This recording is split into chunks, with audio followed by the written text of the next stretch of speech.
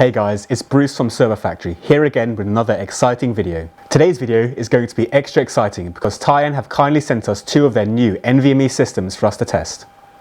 We're going to be doing a quick overview of these systems and some tests like NVMe SSD performance. So the first system we have here is the Tyan Transport SX GT62F-B8026.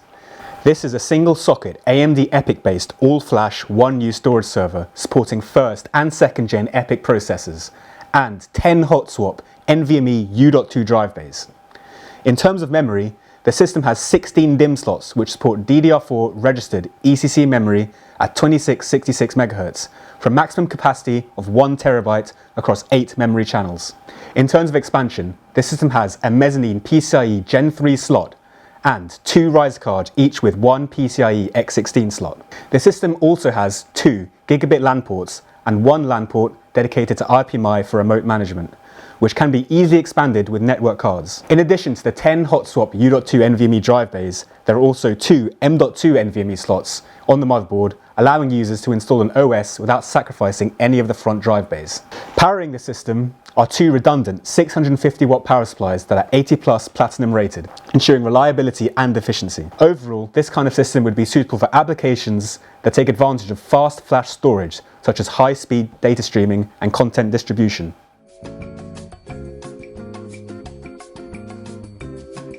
The other system we have here is the Tyan Transport SX TN70A-B8026. This system actually has the same motherboard as the 1U system, meaning that it is also a single socket AMD based system which supports 16 DIMMs of registered ECC DDR4 memory. The main difference with this is the 2U form factor, which allows for better cooling because there's room for these more powerful fans, a taller heatsink, and more airflow in general. The 2U form factor also allows the system to have 24 hot swap U.2 NVMe drive bays for even more fast storage capacity. And there is also the option to configure 2 more rear 2.5-inch SATA drive bays. Because of the extra bays supported, this system draws more power than the 1U version. So this system also has 2 redundant power supplies, but these ones are 770 watts, of course with an 80+ platinum rating. The 2U chassis also means more expansion flexibility, because included with the system are 2 triple slot riser cards, each with 1 X16 slot and 2 X8 slots, allowing users to connect multiple PCIe devices. Traditionally, if you wanted to connect up a load of PCIe devices to a system, you would have no choice but to go for a dual socket configuration to support all those devices. But AMD's new EPYC family offers 128 PCIe lanes compared to only 48 lanes on Intel's 2nd gen Xeon Scalable lineup. This basically means that EPYC processors can have more PCIe devices connected, like network cards, compared to Xeon Scalable CPUs. Also, thanks to AMD's Zen architecture, the new EPYC processors enjoy higher core counts than what Intel can offer. AMD's current top-end EPYC 7742 boasts a whopping 64 cores, while Intel's top-of-the-line Xeon Scalable 9282 Platinum comes in at 56 cores, which is still impressive, but AMD are in the lead here.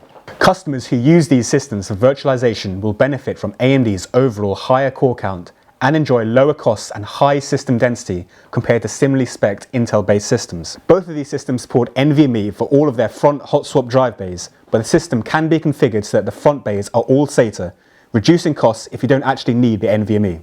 The 2U version can actually also be configured so that 8 of the front bays support NVMe and the rest are SATA. And you can also configure it so that 8 of the bays have no controller connected, which leaves them open for a customer to connect their own HBA or RAID card. So with this 2U version, not only do you get quite a bit more drive capacity, you also get a lot more storage flexibility with the possible configurations, making this a very versatile system. To test these systems, we're going to be using an AMD EPYC 7232P, which is an 8-core, 16-thread processor clocked at 3.1 GHz. A very good deal in terms of price to performance. To give you an idea of the real-world benefits of NVMe over SATA, we've run some quick benchmarks using the 2 TB Intel NVMe SSDs and normal SATA SSDs. Some quick read and write benchmarks show that the NVMe SSDs have an average read speed of around 3 GB per second and write speeds of about 1 GB per second. When we tested our SATA SSDs, they showed read speeds of around 400 MB per second and read speeds of only about 100 MB per second. So the Intel NVMe SSDs actually have around 6 times the read performance of SATA SSDs and about 10 times the write performance. We hope you enjoy this quick Server Factory overview. If you did, please give us a like and comment on what content you want to see from us in the future.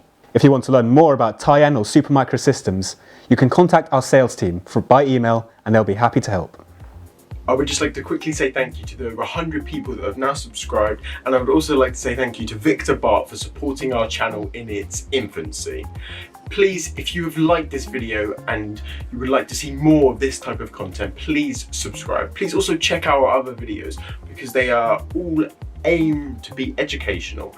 If you have any future content ideas that you would like us to do, like us to review any specific systems, do anything interesting that you haven't seen yet, please leave a comment down below with what that idea is. Thank you very much for watching this video and I hope you subscribe.